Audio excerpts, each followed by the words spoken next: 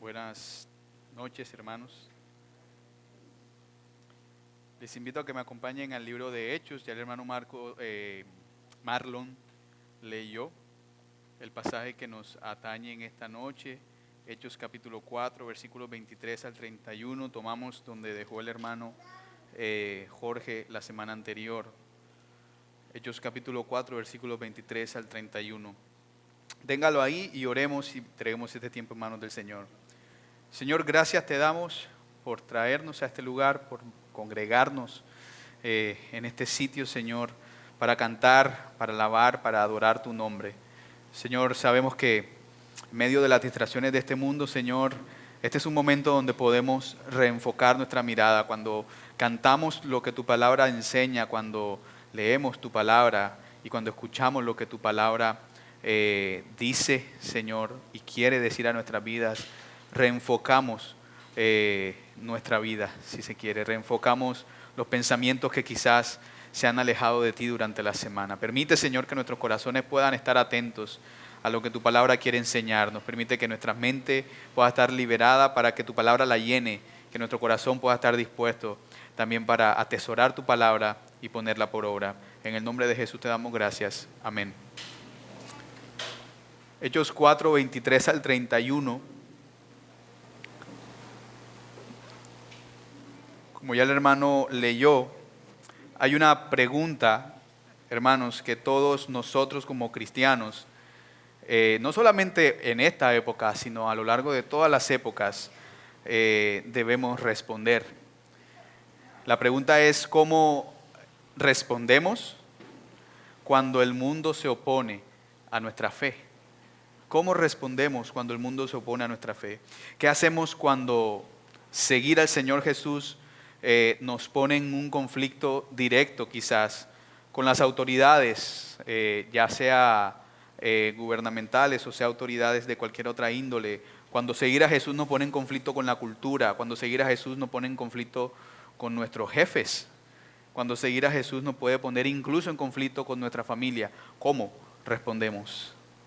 No es una pregunta retórica, es una pregunta que de verdad debemos hacernos y que es útil y es relevante para nuestro tiempo hoy en día. De hecho, es una de las preguntas más prácticas y urgentes en la vida cristiana. Esto que el hermano leyó al principio del servicio, lo que aparece en Hechos 4, del 23 al 31, es la respuesta que la iglesia primitiva tiene para dar a estas preguntas. En los primeros días de la iglesia, no está este relato aquí en la Biblia como una historia que nos va a inspirar, como una historia inspiradora solamente, sino que puede incluso ser más que eso, puede ser un modelo para nosotros, una especie de manual para enfrentar el mundo hoy en día. Es necesario poner el contexto porque quizás en este tiempo se empiezan a ver, en el tiempo en el que el libro de los Hechos se está escribiendo, la iglesia está comenzando, pero se puede decir que hay vicios de persecución hacia el mensaje de Cristo. Y nosotros escuchamos la palabra persecución hoy y de pronto pensamos en esas historias de esta época, de cuando perseguían cristianos, de cuando los crucificaban o los mataban, los asesinaban, en esas historias de los mártires que quizás existieron en otro siglo, pero no en esta época. Y de verdad que sí es así, o sea, en esta época poco se escucha, por lo menos en nuestro contexto muy inmediato, poco se escucha de que persigan a cristianos y los sometan a la muerte. Quizás actualmente en el mundo está sucediendo, pero en otras latitudes, no algo muy cercano que nosotros pudiéramos decir, no, a un familiar mío lo mataron por predicar de Cristo. Esa no es la historia que nosotros vemos cuando escuchamos persecución. En nuestro contexto, quizás cuando escuchamos esa palabra, no lo relacionamos con violencia física, pero sí se presenta persecución en un sentido de vista cultural, cuando hay una presión que la cultura actual ejerce sobre nosotros. El universitario puede relacionarse a esta palabra persecución cuando quizás está en clase, por lo menos hace más de 10 años, recuerdo haberlo vivido cuando en clase de repente, sin saber que uno es cristiano, ¿no? Uno escucha al profesor burlándose de la locura de los cristianos en las iglesias, de las locuras que pasan en las iglesias. Es una manera en la que se puede ver cuando el profesor se burla de la fe como algo anticuado, como algo anticientífico. Pasó muchas veces, por lo menos lo vi muchas veces. Incluso en algún momento llegué a pensar en redactar alguna queja en contra de un profesor porque violentaba las libertades, épocas de protesta.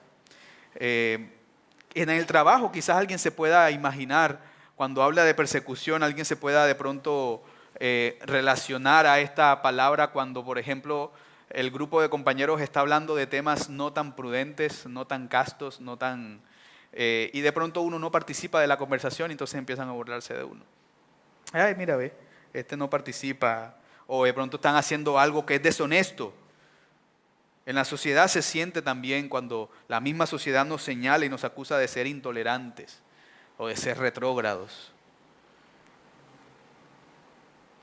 O sencillamente cuando hay gente en la misma sociedad llena de odio, que simplemente nos odia porque no nos doblegamos a la cultura que impera. El ídolo de nuestra era en la que estamos actualmente es la autonomía personal. Es esa idea de que cada individuo es su propio Dios. Y cualquier cosa que desafíe dicha idolatría, como por ejemplo el señorío de Cristo, que es de lo que hablan los apóstoles acá, es vista como una amenaza que debe ser silenciada, si se quiere. Ese es el contexto de este pasaje que leyó el hermano. Rápidamente voy a resumir lo que pasó en el capítulo 3, porque en Hechos 3 Pedro y Juan acaban de sanar a un cojo de nacimiento. ¿En el nombre de quién? De Jesús. Luego de esto, obviamente esto llama la atención de la gente, porque a este cojo lo conocían. Esto llama la atención de la gente, la multitud se reúne y Pedro y Juan lo que hacen es aprovechar para predicar a esa multitud.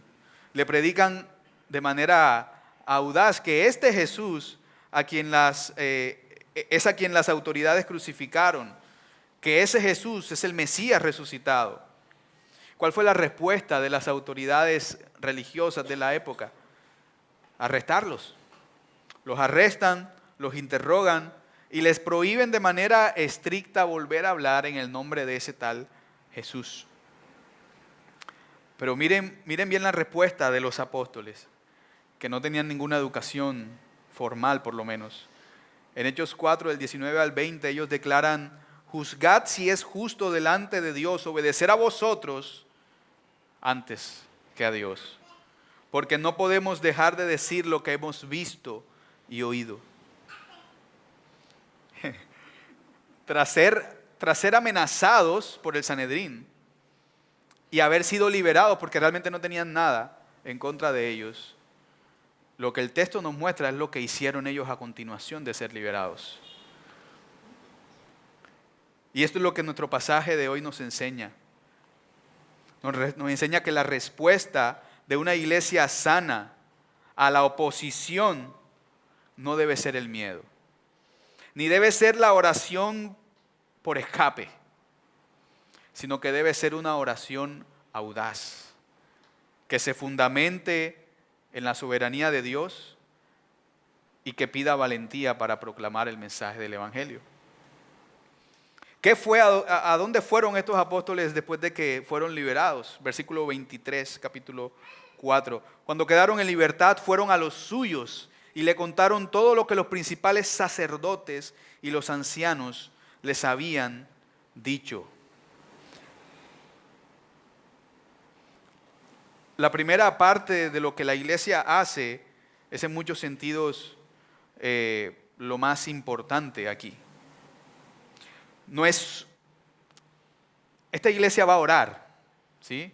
Esta iglesia, cuando estas personas a las que llegan Pedro y Juan van a orar más adelante en el capítulo, cuando oran, el inicio de la oración no es como que ellos están llenando un vacío para llegar a las peticiones rápido. A veces uno ora así, ¿no? Como que, ay Señor, te doy gracias por este día de hoy, te doy gracias por la comida, por los alimentos, por no sé qué. Señor, te pido. Y empieza la lista de peticiones que nosotros tenemos. No es un preámbulo, no es un calentamiento que está haciendo o que va a hacer esta iglesia para llegar a las peticiones, sino que ellos van a dejar un modelo claro de declarar primero quién es Dios o quién creen ellos que es Dios, para luego sí darle forma a lo que ellos quieren pedirle a Dios. De algún modo la forma en que nosotros oramos revela lo que realmente creemos en Dios, lo que realmente creemos de Dios. El versículo 23 lo que nos dice es que Pedro y Juan cuando salieron fueron a los suyos. Fueron a los suyos. Es el primer instinto de estas personas, ir a los suyos. Un instinto de uno normalmente, después de una circunstancia como la que ellos acaban de enfrentar, puede ser, por lo menos en nuestra sociedad, aislarse.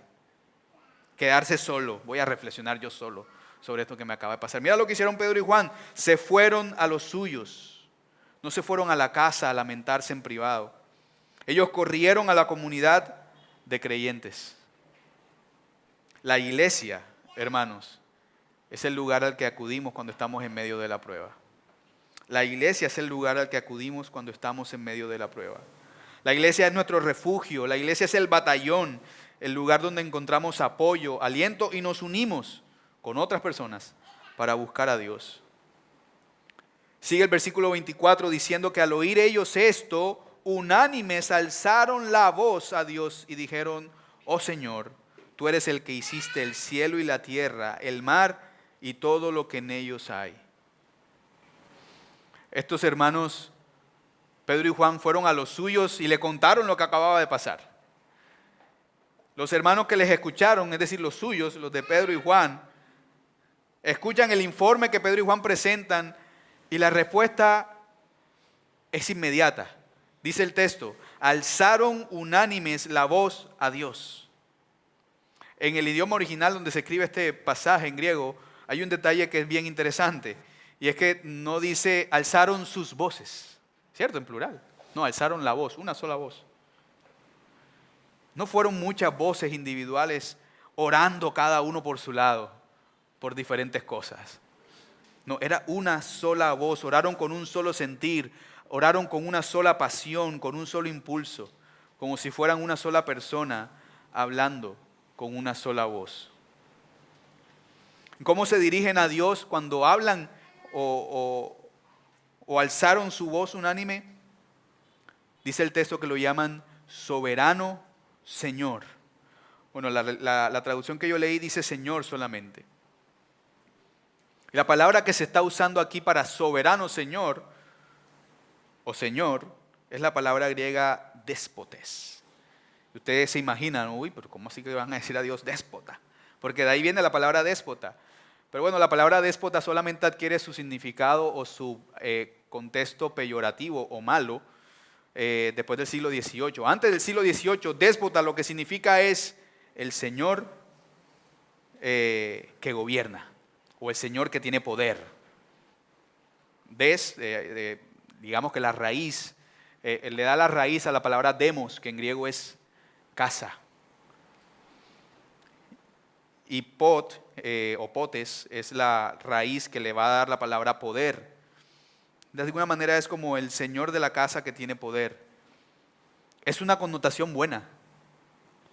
Después del siglo XVIII se empezó a asociar esta palabra a gobernantes que abusaban de su poder. Pero inicialmente, por lo menos en el contexto donde se escribe esto es incluso un título a una persona noble. Alguien que tiene poder. Se le usaba inicialmente también, o se le daba esta palabra a las personas que manejaban la casa, bien manejada. Es el déspota. Así que no se ofenda cuando le digan déspota.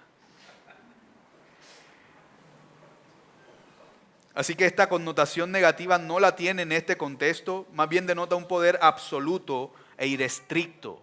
Están hablando del poder que tiene este Señor al que ellos están orando. De eso están haciendo referencia. Ellos están declarando: tú eres el que tiene todo el poder sin límites. ¿Y con qué conectan esa idea de la soberanía de Dios? Lo conectan con el poder creador de Dios. Porque ellos siguen diciendo: tú que hiciste el cielo y la tierra, el mar y todo lo que en ellos hay. Mira la lógica que sigue esta expresión o esta oración que ellos hacen acá. El Dios que tuvo poder para crear absolutamente todo de la nada es el Dios que tiene el poder para controlar absolutamente todo lo que Él ha creado. No hay nada que ocurra en este mundo que tome a Dios por sorpresa. Es con esta visión en mente, hermanos, que la iglesia no va a mirar la situación que le acaba de pasar como una crisis inesperada. Es porque ellos saben que a Dios no lo tomó por sorpresa eso que acabó de pasar con Pedro y Juan, que probablemente también le pueda pasar a ellos, que los persigan, que los metan presos. No lo toman como una crisis inesperada. Más bien lo van a interpretar a través del mismo lente de las Escrituras. Versículos 25 al 27. Dice el versículo 25, el que por el Espíritu Santo, por boca de nuestro padre David, tu siervo, dijiste. ¿Por qué se enfurecieron los gentiles y los pueblos clamaron cosas vanas? Se presentaron los reyes de la tierra y los gobernantes se juntaron a una contra el Señor y contra su Cristo. Porque en verdad en esta ciudad se unieron tanto Herodes como Poncio Pilato junto con los gentiles y los pueblos de Israel contra tu santo siervo Jesús, a quien tú ungiste. Lo que hacen estos hermanos en medio de la voz que están alzando es recitar el Salmo 2. Literalmente así comienza el Salmo 2, versículo 1. ¿Por qué se amotinan las gentes? Y los pueblos piensan cosas vanas. Ellos lo que están viendo es el cumplimiento de esto que aparece en el Salmo 2, en la conspiración que llevó al Señor Jesucristo a la cruz. El cumplimiento de lo que se dice en el Salmo 2, miles de años antes, lo ven en la conspiración que llevó al Señor Jesucristo a la cruz. Y luego lo que hacen ellos es enumerar incluso quiénes fueron esos conspiradores. Y cuando enumeran quiénes fueron estos conspiradores, lo que ellos tratan es de demostrar que aquí hubo un contubernio global, si se quiere, contra el ungido de Dios. Herodes, Poncio Pilato, que era un gentil romano, los gentiles, que hace referencia a todos los extranjeros, y los pueblos de Israel, el mundo entero, en toda su diversidad, se unió con un solo propósito: oponerse al Señor Jesucristo. Oponerse al Señor Jesucristo.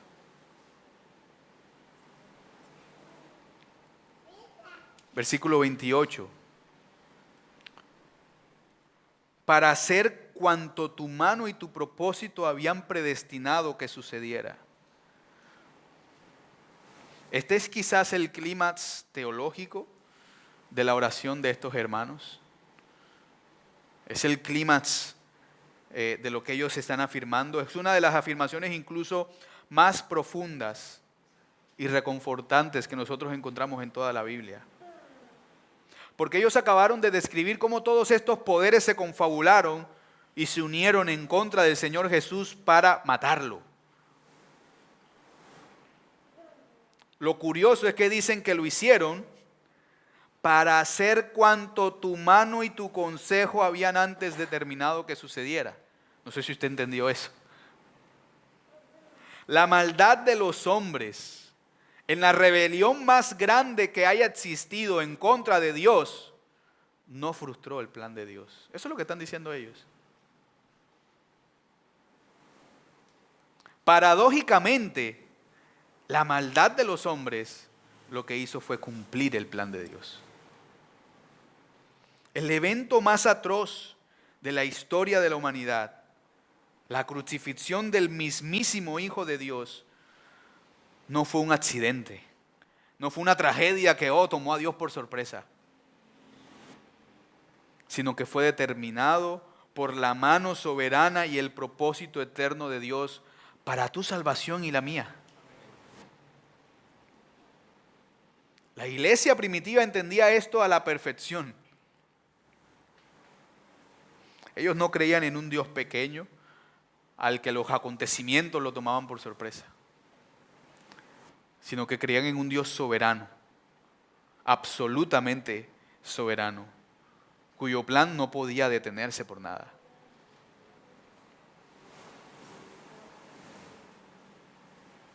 Este es el fundamento inamovible de la soberanía de Dios. Y con este fundamento, ahora sí estas personas, después de haber dicho de haber descrito en qué Dios creían, lo dejan claro hasta aquí, ahora sí se van a atrever a pedir, en medio de esta oración que están haciendo, ahora sí se van a atrever a pedir. Ellos acaban de afirmar quién es Dios, ellos acaban de afirmar cómo Él controla la historia y ahora presentan su petición. Versículos 29 y 30. Ahora, Señor, considera sus amenazas y permite que tus siervos hablen tu palabra con toda confianza.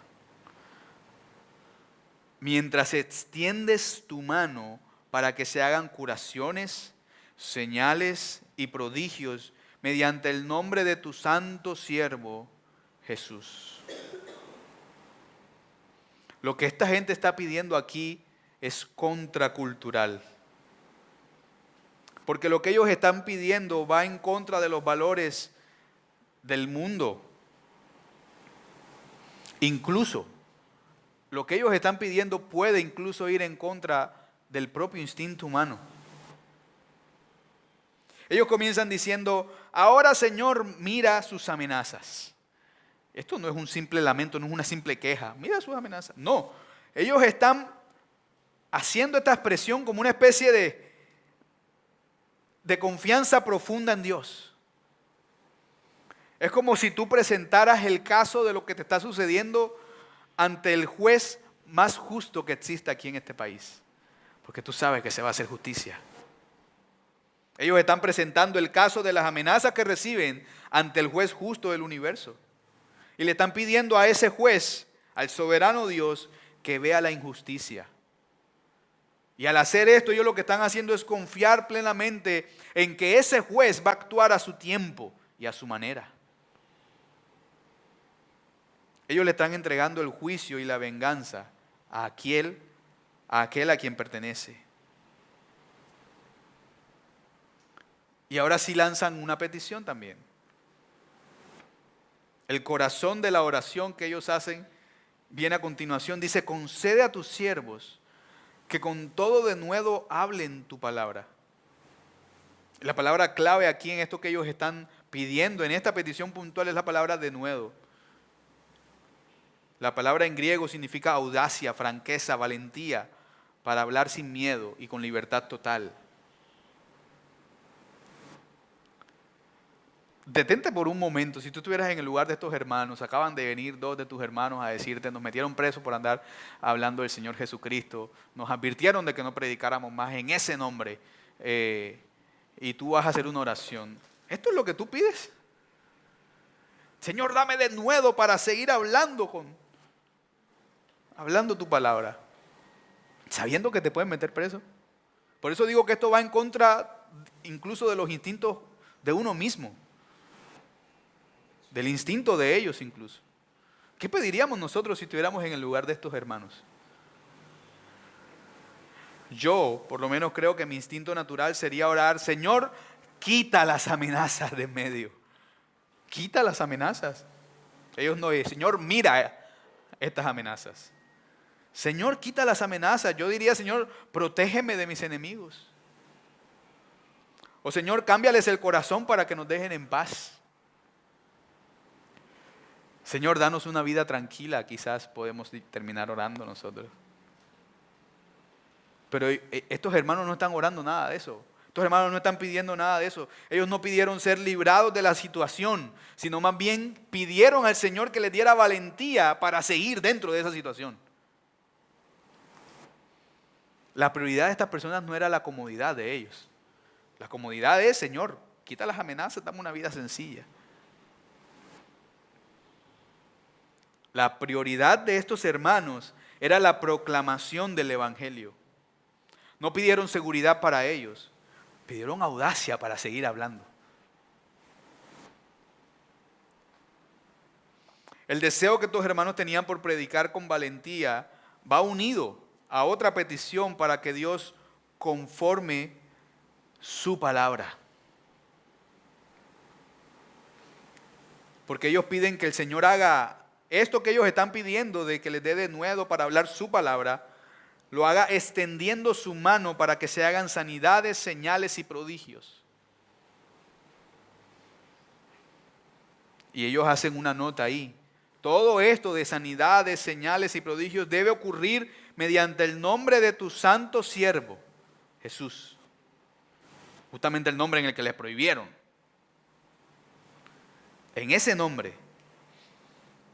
Esto lo que creo yo que deja claro es que el propósito de esta petición de ellos no era la propia fama de ellos.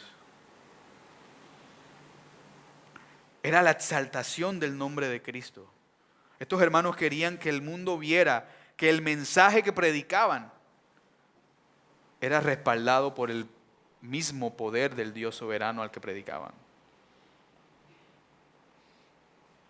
Y eso es una enseñanza para nosotros también hoy.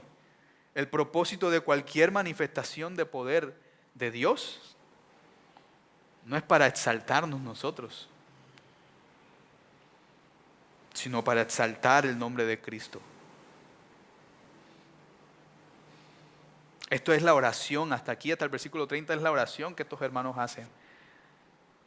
Y usted vio cómo ellos describieron al tipo de Dios al que ellos sirven, en el que ellos creen, cómo tienen ellos clara la doctrina, si se quiere, de la soberanía de Dios en medio de todo lo que pasa. Y luego piden con valentía.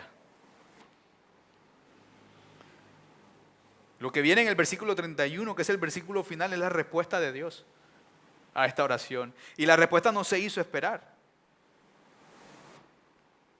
Porque la respuesta de Dios fue poderosa, casi como que alineada a la misma oración que estos hermanos acaban de hacer. Quizás confirmando que estos hermanos realmente pidieron conforme a la voluntad de Dios. Versículo 31 dice, después que oraron, el lugar donde estaban reunidos tembló. Y todos fueron llenos del Espíritu Santo y hablaban la palabra de Dios ¿con qué? Con valor. Hubo de alguna manera una especie de confirmación doble. Una confirmación externa y visible y una confirmación interna y espiritual. La confirmación externa fue física, obviamente, extraordinaria, todo el mundo lo vio. El lugar donde estaban congregados tembló. Mira la escena. Vienen, acaban de contar lo que pasó, en vez de llenarse de temor, oran, Señor, tú controlas todo, tú eres soberano. Danos de nuevo para seguir predicando en tu nombre, haz señales y prodigios en el nombre de tu Hijo Jesús. Amén, tiembla. No fue un terremoto destructivo, más bien fue una manifestación tangible del poder y de la presencia de Dios. Era una especie de forma en la que Dios les está respondiendo a ellos, yo los he escuchado, yo estoy aquí. Era Dios aprobando la oración que acababan de hacer. Una oración corta, ¿no?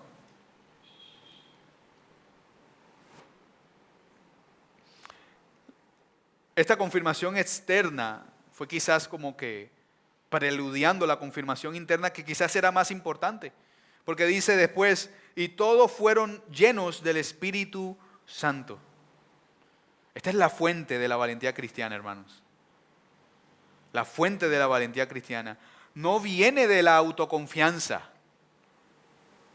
No viene de un discurso motivacional o de la fuerza de voluntad. La valentía del cristiano viene de ser lleno del poder de Dios mismo. Yo no sé si hemos caído en cuenta, pero Pedro y Juan son dos hombres que semanas antes de este episodio, por lo menos Pedro había negado 3 veces al Señor Jesús para no correr la misma suerte que él.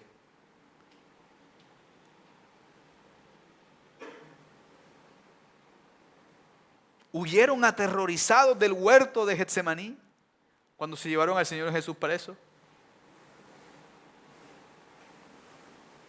No sé si tú recuerdas un episodio donde ya después de que el Señor Jesús resucita y ellos todavía no no están apercibidos de esta situación. Ellos están encerrados, incluso dice la Biblia, con seguro, con candado puesto, temerosos. Estos hombres cobardes, semanas antes, mírale la valentía ahora. ¿Cuál es la diferencia entre estos cobardes que se encerraban por miedo a que les corrieran la misma suerte del Señor Jesús y estos predicadores audaces ante los líderes religiosos de la época? Primero, ellos fueron testigos de la resurrección, eso obviamente tiene un efecto. Pero segundo es el Espíritu Santo. El Espíritu Santo transforma, si se quiere, cobardes en testigos valientes.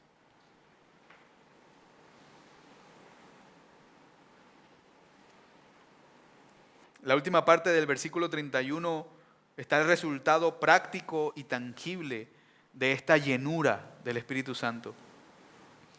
Dice, y hablaban la palabra de Dios con valor.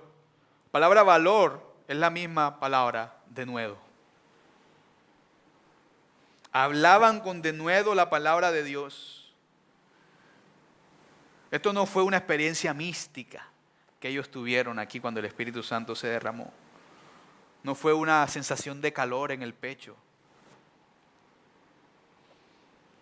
El mismo Espíritu Santo aquí los estaba capacitando para la misión. Dios les dio exactamente lo que pidieron. Ellos oraron por denuedo para hablar su palabra. Aquí están hablando la palabra de Dios con denuedo. Dios les dio la gracia y el poder para hacer lo que habían sido llamados a hacer. Salieron de esta reunión de oración y comenzaron a hablar la palabra de Dios con denuedo. Tú dirás, bueno, pero chévere lo que le pasó a los hermanos, ¿qué tiene que ver conmigo?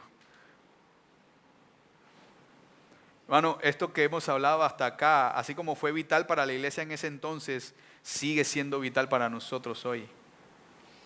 Este pasaje no es solamente una historia, es un llamado de atención para nosotros también. Tómate un momento y reflexiona con honestidad sobre el contenido de tus oraciones, por ejemplo. Y no solamente las oraciones que haces a nivel personal, sino las oraciones que hacemos incluso corporativamente como iglesia. ¿En qué se centran? ¿Son nuestras oraciones una lista de peticiones para buscar comodidad? Señor, que me suban el salario. Señor, que me asciendan. Señor, abre puertas para que yo esté más cómodo. Señor, dame una casa más grande. ¿Qué son tus oraciones? Una lista para buscar comodidad, una lista para buscar conveniencia, una lista de peticiones, una lista de peticiones para eliminar todos nuestros problemas. ¿O son un clamor a Dios para que Él nos dé audacia para ser fieles a Cristo en medio de los problemas que podamos estar enfrentando? Nuestras peticiones revelan el tamaño del Dios en el que realmente confiamos. ¿Oramos a un Dios pequeño cuyo trabajo principal es hacernos la vida más fácil? ¿O clamamos a un Dios grande y soberano pidiéndole que nos use para su gloria sin importar el costo? ¿A quién oramos? La doctrina de la soberanía de Dios que esta iglesia tenía bien clara no es una idea abstracta de debates teológicos ni nada de eso, sino que es el ancla más firme para nuestra alma en medio de las tormentas que nosotros podamos enfrentar en la vida. Debemos aplicar esta verdad a nuestras realidades y ansiedades puntuales. Quizás a ti te da miedo cuando, no sé, tu hijo no llega a la casa a la hora que prometió. Cuando te pones a ver las noticias y ver que mataron por quitar el celular, y uno se llena como de temor.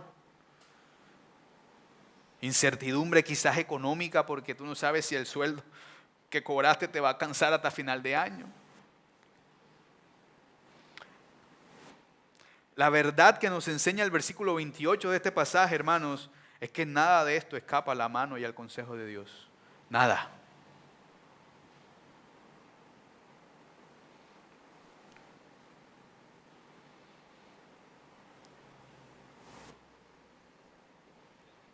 Yo creo que un consejo para nosotros, así como lo dijimos hace un rato, es en medio de esas circunstancias difíciles.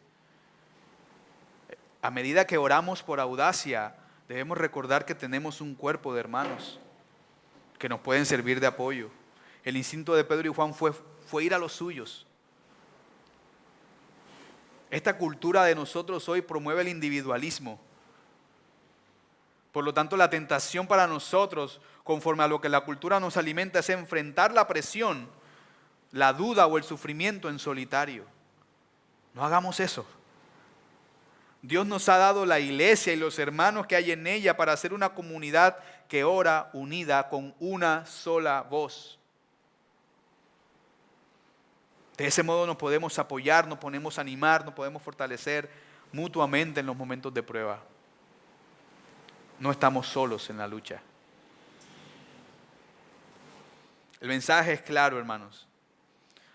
Esta primera iglesia, amenazada por el poder del mundo, no se acobardó ni se escondió. Por el contrario, se ancló a la inamovible verdad de la soberanía total y absoluta de Dios.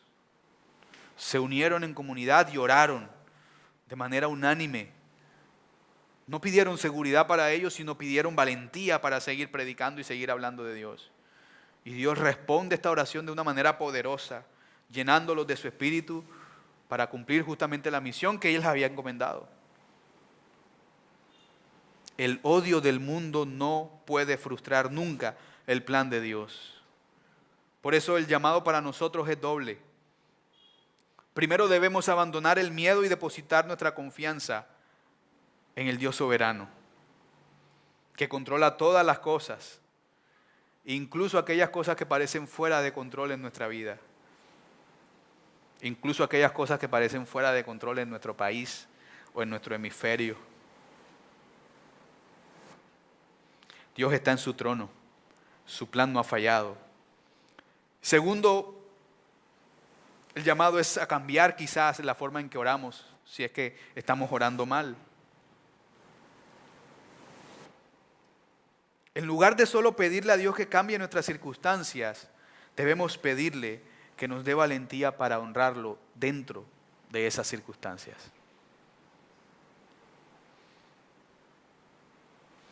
Oremos al Señor que nos dé denuedo para hablar de Cristo en nuestro trabajo. Oremos por audacia para vivir de manera diferente en nuestra familia. Oremos para que Dios nos use para su gloria, sin importar cuánto cueste eso. Nuevamente la pregunta que nos hicimos al inicio, la hago ahora. ¿Cómo estamos respondiendo a la presión del mundo? ¿Con miedo? ¿Con silencio? ¿O con una oración valiente que busca el poder de Dios para hablar? Oremos. Padre, te damos gracias porque tú eres bueno, Señor. Y nos recuerdas que tus planes, Señor, son muchísimos más altos, más grandes que los nuestros, porque tú ya conoces el desarrollo de todas las cosas. Te pedimos perdón, Señor, porque podemos confesar que muchas veces nuestras oraciones son pequeñas y muchas veces se centran más en nuestra comodidad. Hoy te pedimos, Señor, que así como oró la primera iglesia, tú nos llenes, Señor, con tu Espíritu Santo. Que quites el temor que podamos tener en medio de las circunstancias que puedan rodearnos, en medio de la presión cultural que el mundo pueda ejercer. Y en vez de ese temor, tú nos reemplaces con denuedo, con valor, para vivir y proclamar tu mensaje, tu palabra, el nombre de nuestro Salvador Jesús. Señor, te pido que nos ayudes a no callar por miedo, sino que podamos hablar con audacia del amor que tú tienes, Señor, hacia las personas. Señor, úsanos para poder servirte aún en medio de nuestras circunstancias. Úsanos para tu gloria. Úsanos, Señor, para que tu poderío y tu majestad se manifiesten en la vida de otras personas. Pero que toda la gloria, Señor, sea solo para ti. Todo esto, Señor, lo oramos en el nombre de Jesús, tu siervo. Amén.